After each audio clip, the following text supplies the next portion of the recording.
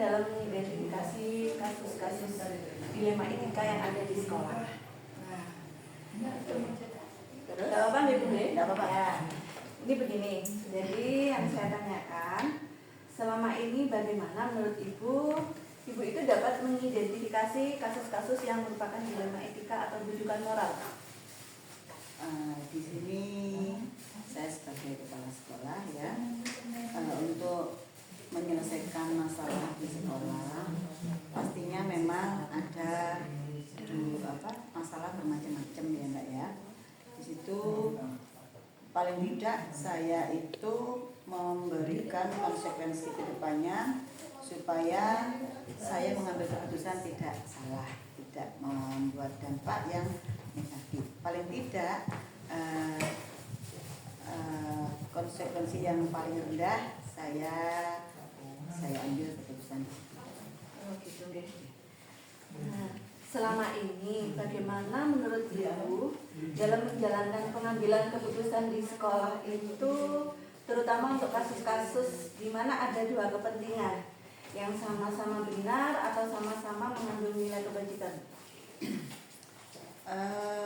Di situ ya, kalau kita mengambil nilai kebajikan supaya kedua belah pihak tidak dirugikan atau sama enaknya ya, itu saya mengambil 3 unsur pilar yang saya buat acuan dari pihak kepentingan siswa terutama. Kemudian saya berpegang teguh pada kebajikan itu sendiri. Kemudian keputusan harus ada pertanggungjawabannya. Seperti itu Mbak, supaya nanti ketika mengambil keputusan saya bisa menciptakan sekolah itu aman dan nyaman. Lalu langkah-langkah atau prosedur seperti apa yang Ibu bisa lakukan selama ini? Langkah-langkah saya otomatis mencari fakta dulu dari permasalahan itu dari pihak-pihak yang terkait, sehingga saya tidak terpengaruh dengan yang lain dan tertuju pada permasalahan yang mau dibahas atau dicari jalan keluarnya seperti itu. Jadi mengumpulkan data yang melibatkan yang terkait sesuai dengan masalah tersebut. Berarti dengan berkolaborasi bisa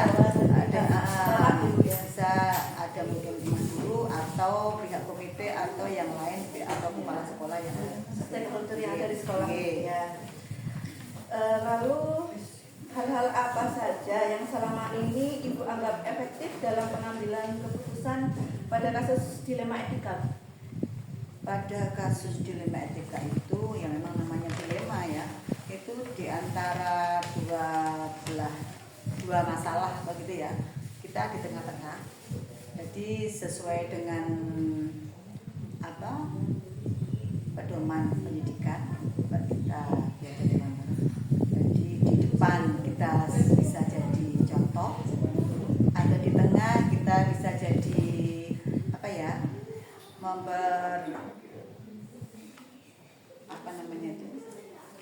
sebagai memecahkan masalah seperti itu. Kalau di belakang kita mendorong untuk permasalahan itu menuju yang lebih baik. Ya. Lalu hal apa yang selama ini merupakan tantangan dalam pengambilan keputusan pada kasus dilema etika? Pada kasus dilema etika saya tetap memegang teguh dengan keadilan.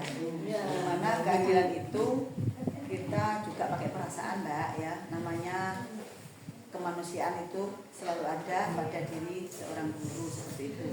Apalagi saya sebagai kepala sekolah, sehingga kita tetap keputusan itu terujuk pada pihak yang tentunya pada murid, kebutuhan murid yang utama. Untuk yang kebutuhan pribadi mungkin bukan dikesampingkan tapi agak dinomorduakan. Ya, jadi keadilan rasa kasihan itu ya. Selanjutnya, apa Ibu memiliki sebuah tata cara atau jadwal tertentu dalam sebuah penyelesaian kasus dilema etika? Apakah Ibu langsung menyelesaikan di tempat atau memiliki sebuah jadwal dalam menyelesaikan atau bentuk prosedurnya seperti apa? Ini sendiri untuk masalah jangka waktu atau permasalahan itu melihat masalahnya, kondisinya ya. Ketika masalah itu misalnya urgent bisa harus sekarang diputuskan, ya saya putuskan hari ini juga harus selesai. Tapi melihat masalah itu misalnya butuh koordinasi dengan mungkin sama wali murid atau sama guru atau komite atau guru yang lain, atau mungkin saya bisa sharing sama antar kepala sekolah yang masalahnya hampir sama, itu pakai jangka waktu, kemudian mencari waktu yang tepat untuk menyelesaikannya. Seperti itu. Kalau masalah yang urgent jadi harus cepat hari itu harus selesai. Kalau yang berat masih kita harus mengumpulkan data dulu. Terus menunggu waktu yang tepat untuk masalah. Iya. Adakah seseorang atau faktor apa yang selama ini mempermudah atau membantu Ibu dalam mengambil keputusan dalam kasus-kasus dilema etika? Pastinya karena saya sebagai kepala sekolah, sebagai manajer di sekolah, yaitu ada beberapa guru, ada juga komite dan juga ada wali murid yang bisa diajak koordinasi dengan suatu masalah dilema etika itu, sehingga saya tidak salah untuk menentukan sikap mengambil keputusan tentang masalah dilema etika itu. Lalu dari hal yang sudah Ibu sampaikan, pembelajaran apa yang dapat Ibu petik dari pengalaman Ibu dalam mengambil keputusan dilema etika? Pembelajaran yang saya dapat, yang saya petik yaitu bahwa suatu masalah itu tidak bisa diputuskan sendiri atau dengan emosi dan dana waktu mendadak atau secepat kilat waktu itu. Jadi pembelajaran yang saya dapat adalah bahwa masalah itu perlu mencari data, fakta yang valid atau yang betul-betul nyata. Kemudian ternyata butuh juga sama orang-orang yang terkait dengan masalah itu, sehingga terpecahkan suatu masalah itu solusinya ditemukan. Gitu Mbak Yuri. Oh iya. Jadi intinya pengumpulan data diperlukan, ya, berkolaborasi dengan orang lain ya. Ya. Terima kasih Ibu sudah membantu saya memberi pencerahan kepada saya, sehingga saya nanti kedepannya bisa mengambil keputusan yang bijak. Hanya itu yang bisa saya bantu untuk Bu Yuli ke depannya. Mudah-mudahan ketika kita punya masalah, kita bisa sharing dan bisa memecahkan masalah secara benar. Ya. Terima kasih Bu. Terima kasih banyak. Assalamualaikum.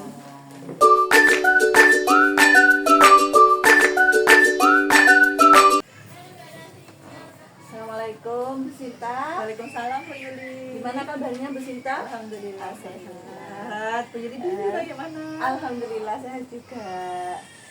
Jadi ini Bu Sinta, saya akan mewawancara Ibu terkait tentang mengambil keputusan dalam mengidentifikasi kasus-kasus yang ada di sekolah. Ya. Jadi selama ini bagaimana Bu Sinta dapat mengidentifikasi kasus-kasus yang merupakan dilema etika atau rujukan moral? Baik Bu Yuli. Menurut pengalaman saya, baik itu sebagai guru, kemudian sekarang sebagai kepala sekolah, memang kita dihadapkan masalah itu kan bermacam-macam ya Bu Yuli ya. Ada yang dilema etika, kemudian ada juga yang rujukan moral. Ketika dilema etika ini adalah kita dihadapkan situasi kedua belah pihak ini mempunyai kepentingan dan masing-masing mempunyai nilai kebajikan seperti itu Bu Yuli. Ketika kita dihadapkan dihadapkan oleh permasalahan yang dua belah pihak, satunya benar dan satunya salah, itu merupakan rujukan moral. Seperti itu Bu Yuli. Gitu ya Bu ya. Lalu selama ini bagaimana Ibu menjalankan pengambilan keputusan di sekolah, terutama untuk kasus-kasus di mana ada dua kepentingan yang sama-sama benar atau sama-sama mengandung nilai kebajikan? Begini Bu Yuli, menurut pengalaman yang telah saya alami selama ini, memang di sekolah itu kasus yang terjadi itu kan bermacam-macam. Ada beberapa dilema etika itu yang menurut saya memerlukan perhatian khusus kali ya Bu ya untuk menanganinya. Jadi seperti ini, ketika kita dihadapkan dengan dilema etika, itu kita harus bisa menimbang-nimbang antara kedua pihak ini, kira-kira apa yang bisa kita lakukan supaya keputusan yang telah kita ambil itu bisa menjadi win-win solution di antara keduanya.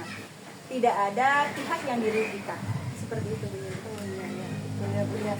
Jadi keputusan yang kita ambil itu harus bijak, ya tidak ada yang merasa dirugikan. Ya.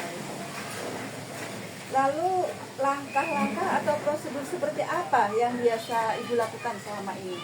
Langkah-langkahnya mungkin saya akan berpikir dalam mengambil keputusan itu kita harus memikirkan beberapa faktor.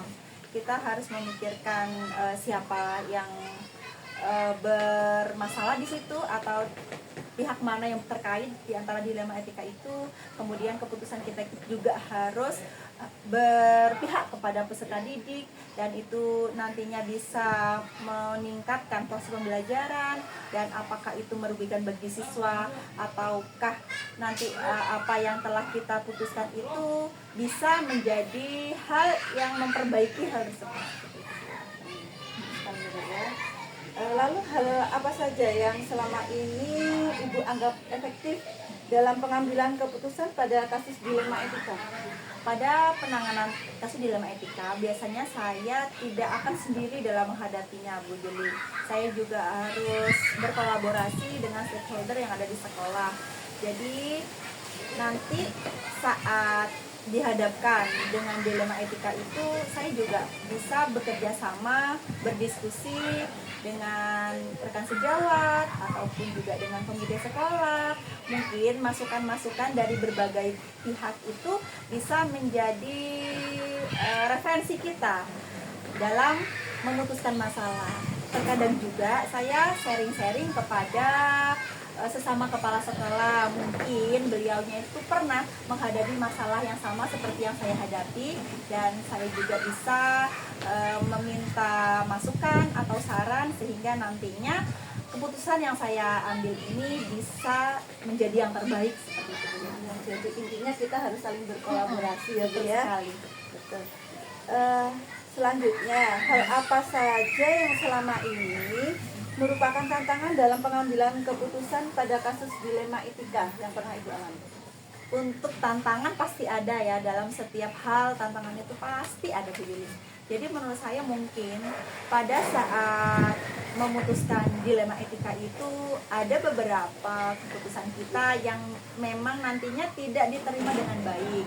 Padahal menurut kita sudah mencarikan solusi yang paling baik, yang terbaik. Tetapi kadang diartikan itu ya mungkin ada yang masih belum bisa menerima seperti itu. Itu menurut saya tantangan sekali Bu Yuli, karena memecahkan masalah atau mencari jalan keluar dari setiap masalah itu kan kita tidak sendiri, kita sudah berkolaborasi, tapi nantinya saat sudah mempunyai jalan keluarnya tapi masih dianggap kurang baik seperti itu tantangannya. Nah, selanjutnya Bu, apa Ibu memiliki sebuah tata kala atau jadwal tertentu dalam sebuah penyelesaian kasus dilema etika? Apakah Ibu langsung menyelesaikan di tempat atau memiliki sebuah jadwal untuk menyelesaikannya? Bentuk atau prosedur seperti apa yang Ibu jalankan? Kalau untuk timeline menurut saya tergantung kondisinya Bu Juli, tergantung dilema etika yang kita hadapi. Apabila itu menurut semisal itu merupakan masalah yang tidak begitu besar, tidak membutuhkan penanganan lebih, mungkin saya akan menyelesaikan saat itu juga. Tetapi apabila masalahnya itu terlalu sulit atau sukar diselesaikan sendiri, mungkin saya butuh waktu untuk berkolaborasi dengan stakeholder ataupun pengawas sekolah, dan kalau itu masih belum bisa, mungkin saya akan meminta bantuan dari dinas pendidikan seperti itu.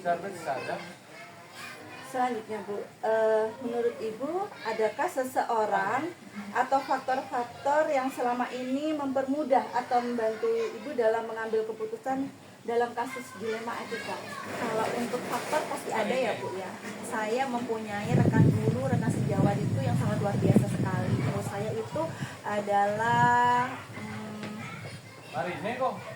kelebihan dari lembaga saya. Jadi saya sangat terbantu sekali ketika rekan guru ini sangat kolaboratif dan sangat helpful sekali saat kita mendapatkan masalah, dan mereka juga bisa memberikan saran atau masukan yang bisa menjadi referensi saya untuk mengambil keputusan. Gitu ya Bu ya. Nah, selanjutnya Bu, yang terakhir ini. Dari semua hal yang sudah disampaikan oleh Ibu, pembelajaran apa yang dapat Ibu petik dari pengalaman Ibu dalam mengambil keputusan dilema etika?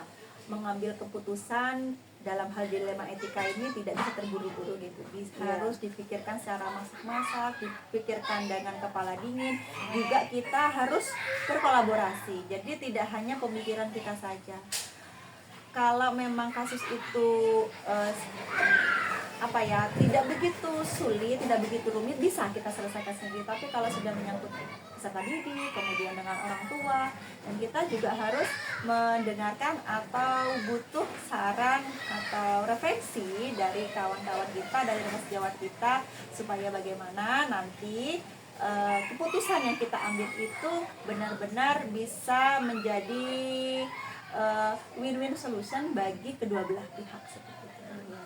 Jadi dalam pengambilan keputusan itu kita tidak serta-merta harus memutuskan ya Bu. Kita mencari data dulu, mengumpulkan data sehingga nanti kita dapat mengambil keputusan yang terbaik. Betul sekali Bu Yuli. Ya, terima kasih Bu Sinta sudah memberikan